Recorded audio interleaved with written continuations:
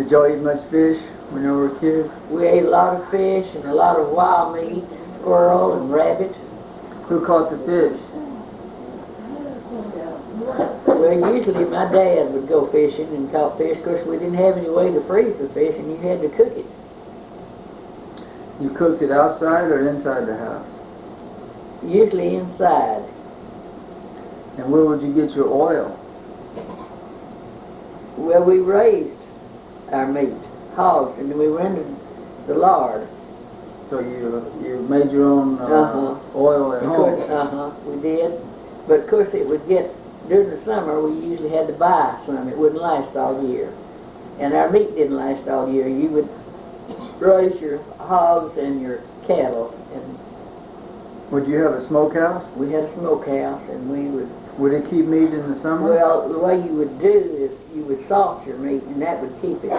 Salt your hams and hang it up outside in the smokehouse. You had a smokehouse, and you take care of your meat with salt, and that would keep it for a good while, good part of the year. But of course, in summer, then you would have to buy some of your meat. Did you have much trouble back then with mosquitoes and ticks? We had a lot of mosquitoes. I don't remember as many ticks as mosquitoes, but we had a lot of mosquitoes. But not as many as you have now because of the rice farms in Harrisburg. The rice farms really, the water makes for more mosquitoes, but we had mosquitoes then too.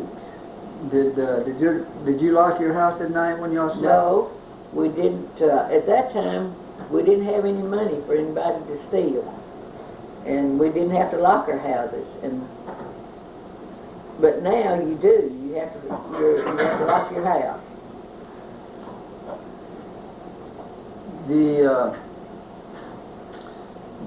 There was a creek that ran near your house. What was the name of that creek? England Creek.